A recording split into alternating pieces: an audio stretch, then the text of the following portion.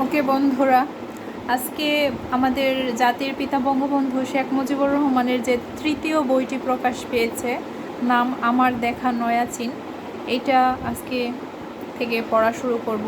এটা আমরা জানি যে বঙ্গবন্ধু শেখ মুজিবুর রহমানের যে 3টি বই প্রকাশিত হয়েছে তার মধ্যে এটি তৃতীয় সর্বশেষ, অর্থাৎ 2020 সালের 2রা ফেব্রুয়ারি গ্রন্থ একুশে গ্রন্থমেলায় এটি প্রকাশিত হয় জন্ম শতবার্ষিকী উপলক্ষে।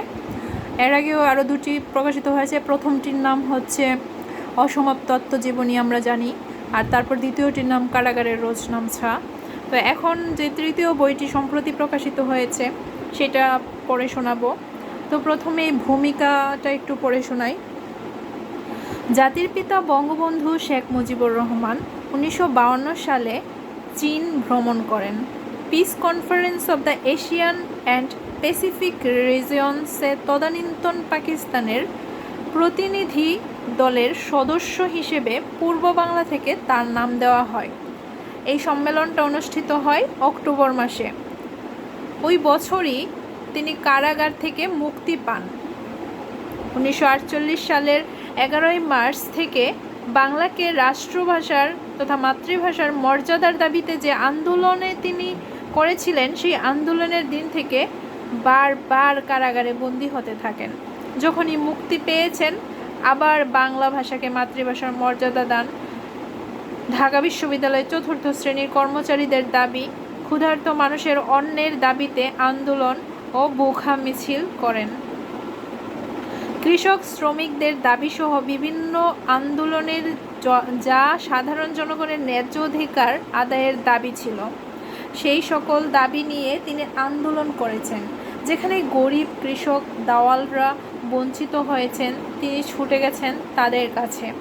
রাষ্ট্রভাষা সংগ্রাম পরিষদ গঠন করে সমগ্র পূর্ববঙ্গে যখন সফর করতে যান, তখন ফরিদপুর, গোপালগঞ্জ সহ বিভিন্ন জায়গায় তিনি বারবার গ্রেফতার হন। মুক্তি পেয়ে আবারও আন্দোলনে ঝাঁপিয়ে পড়েন। 1949 সালের অক্টোবর মাসে গ্রেফতার হন এবং 27শে ফেব্রুয়ারি 1952 সালে মুক্তি পান। দীর্ঘদিন অনশন করেছেন রাষ্ট্রভাষার মর্যাদার দাবি আদায়ের জন্য। তার শরীর ভেঙে পড়ে এরপর সুস্থ হয়ে ঢাকায় এসে আবার কাজ শুরু করেন। সেই সময় চীন দেশে শান্তি সম্মেলন অনুষ্ঠিত হয়। নয়া চীন হিসেবে চীন দেশকে অভিহিত করা হতো। সেই চীন দেশে শান্তি সম্মেলনে যাবার দাওয়াত আসে এবং তিনি যোগদান করেন। চীন ভ্রমণের সময় তার যে অভিজ্ঞতা হয়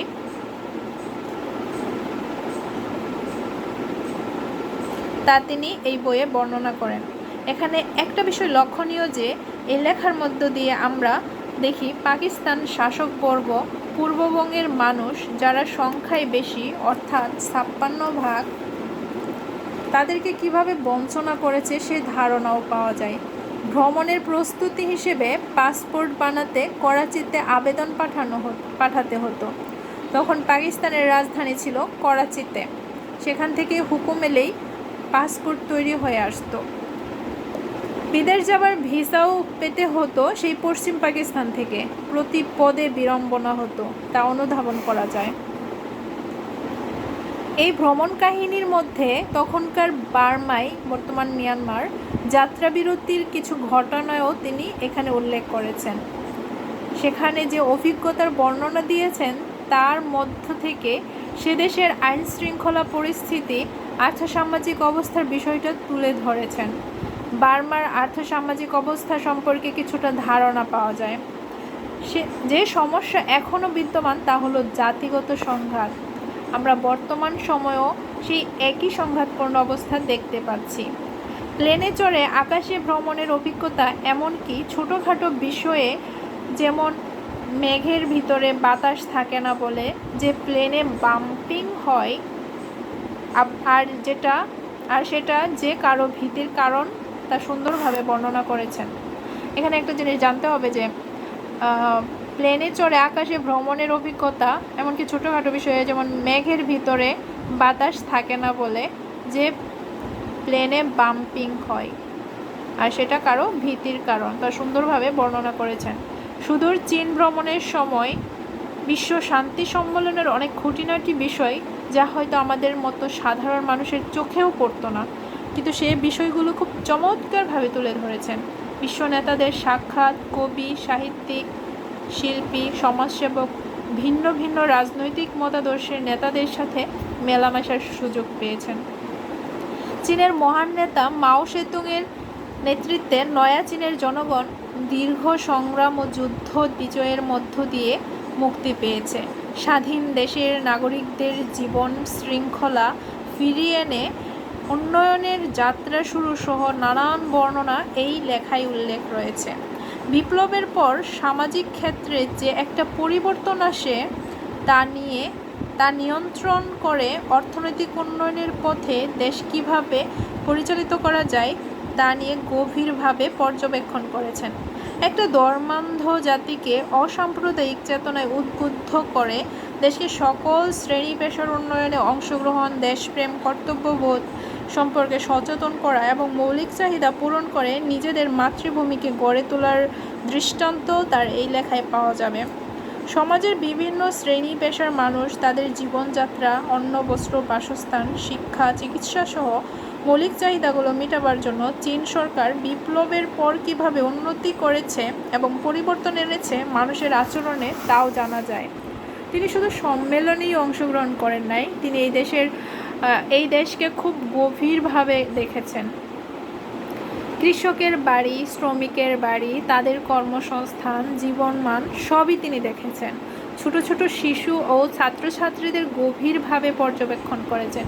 শিশু বয়স থেকেই দেশপ্রেম ও কর্তব্যবোধ জাগ্রত করার যে প্রচেষ্টা ও কর্মপন্থা তাও অবলোকন করেছেন। তিনি মুক্ত মন নিয়ে যেমন ভ্রমণ করেছেন, আবার তীক্ষ্ণ দৃষ্টি দিয়ে পর্যবেক্ষণ করেছেন। প্রতিটি বিষয় গভীর দৃষ্টি দিয়ে দেখেছেন। আমরা যেমন চীন দেশকেও জানতে পারি, আবার চমৎকার একটা ভ্রমণ কাহিনী যা সে দেশের প্রাকৃতিক সৌন্দর্য, নদীতে নৌকা ভ্রমণ, রিকশায় ভ্রমণ, ট্রেনে ভ্রমণ আর আকাশপথ তো আছেই। সকল ভ্রমণে তার হাস্যরসিকতা, প্রবীণ নেতাদের প্রতি দায়িত্ববোধ সবই জানা যায়। এই ভ্রমণ কাহিনী যতবার পড়েছি আমার ততবারই মনে হয়েছে যে তিনি গভীর পর্যবেক্ষণ করেছেন প্রতিটি ক্ষেত্রে। তার কারণ হলো তার ভিতরে যে সুপ্ত বাসনা ছিল বাংলার মানুষের মুক্তির আন্দোলন ও স্বাধীনতা অর্জন, সেটাই বারবার ফুটে উঠেছে আমার মনে, এই কথাটাও অনুভব করেছি। এই ভ্রমণ কাহিনী অতি প্রাঞ্জল বর্ণনা দিয়ে তিনি পাঠকের জন্য উপভোগ্য করেছেন। প্রতিটি শব্দ, বাক্য রচনার যে পারদর্শিতা আমরা দেখি তাতে মুগ্ধ হয়ে যায়। বাঙালি জাতিকে তিনি অসাম্প্রদায়িক চেতনায় উদ্বুদ্ধ করে সংগ্রামের পথ পাড়ি দিয়ে স্বাধীনতা এনে দিয়েছেন। পাকিস্তানি হানাদার বাহিনীর আক্রমণে বাংলাদেশ ক্ষতবিক্ষত হয়েছিল। সমগ্র বাংলাদেশকে জ্বালিয়ে পুড়িয়ে গণহত্যা ও নারী ধর্ষণের মধ্য দিয়ে এক বীভৎস পরিস্থিতি সৃষ্টি করেছিল। আমরা মুক্তিযুদ্ধে বিজয় অর্জন করেছি। স্বাধীনতা অর্জনের নেতৃত্ব 1948 সাল থেকে ভাষা আন্দোলনের পথ বেয়ে 1971 সালে বিজয় অর্জন করি জাতির পিতা বঙ্গবন্ধু শেখ মুজিবুর রহমানের নেতৃত্বে। তারই লেখা এই ভ্রমণ কাহিনী। 1952 সালের চীন ভ্রমণের এই কাহিনী তিনি বর্ণনা করেছিলেন 1954 সালে, যখন কারাগারে ছিলেন।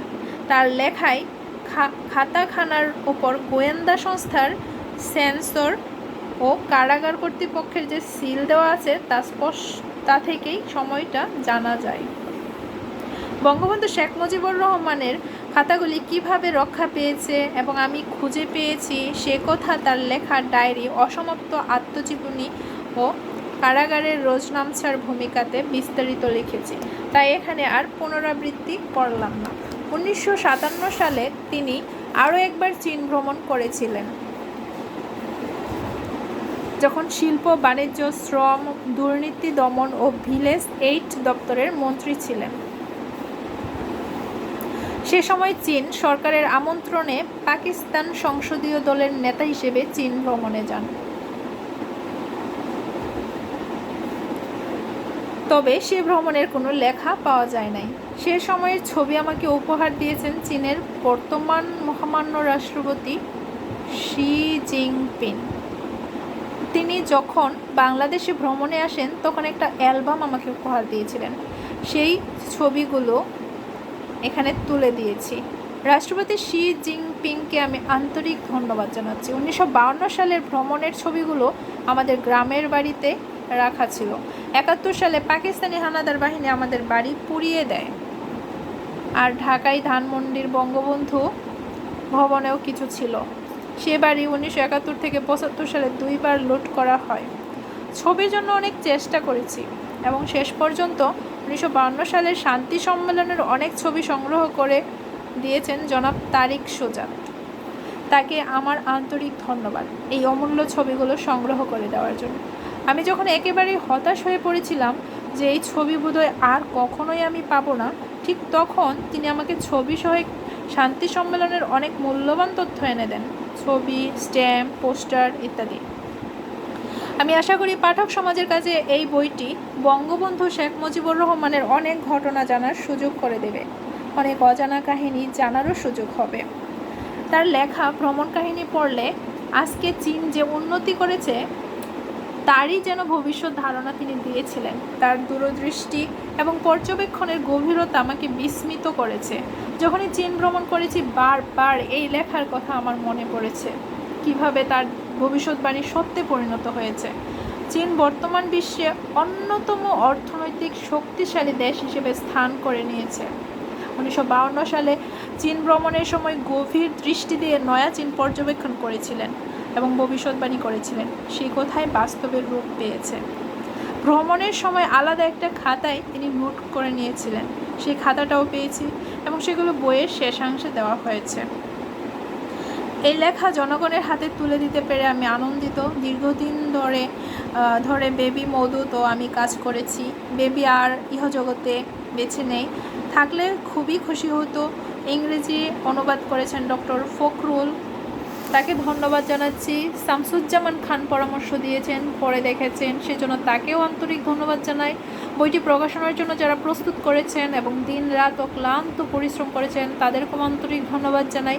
চীনের মহামান্য রাষ্ট্রপতি ছবিগুলো দিয়েছেন যা এই বইকে সমৃদ্ধশালী করেছে, তার প্রতি আমার আন্তরিক ধন্যবাদ জানাচ্ছি। সব সময়ে আমার মায়ের কথাই মনে পড়ে। আমার মা যে কত রাজনীতি সচেতন ছিলেন, তা কত দূরদৃষ্টি সম্পন্ন ছিলেন। আমার আব্বাকে তিনি লেখার প্রেরণা দিতেন, খাতাগুলি কিনে দিতেন। আবার আব্বা যখন জেল থেকে মুক্তি পেতেন তখন খাতাগুলি সংগ্রহ করে সযত্নে রেখে দিতেন। তিনি নিশ্চয়ই আশা করেছিলেন যে এই লেখাগুলি একসময় বই আকারে ছাপা হবে, কিন্তু তিনি তা দেখে যেতে পারলেন না। 1975 সালের 15ই আগস্ট কালো রাতে বাবার সাথেই শাহাদাত বরণ করেছিলেন। ঘাতকের বুলেটের নির্মম আঘাতে চিরদিনের মতো না ফেরার দেশে চলে গেছেন আমার ভাই কামাল ও জামাল এবং তাদের নবপরিণতা স্ত্রী সুলতানা ও রোজি, আমার 10 বছরের ছোট ভাই শেখ রাসেল, একমাত্র চাচা শেখ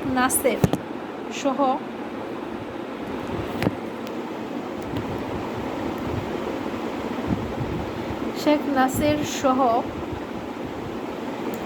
পরিবারের 18 জন সদস্য নিহত হয়েছিলেন। আমার মা দেখে যেতে পারলেন না, তারই সযত্নে রাখা অমূল্য সম্পদ আজ জনগণের কাছে পৌঁছে গেছে। মায়ের কথাই সবসময় মনে পড়ে। মাকে যদি একবার বলতে পারতাম, দেখাতে পারতাম আব্বার লেখাগুলি পুস্তক আকারে প্রকাশিত হয়েছে, তাহলে কত খুশি হতেন। মা, তোমার কথায় বারবার মনে পড়ে। শেখ হাসিনা, 7 ডিসেম্বর 2019।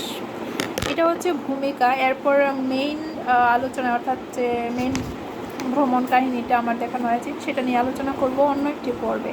ততদিন ভালো থাকবেন। আসসালামু আলাইকুম।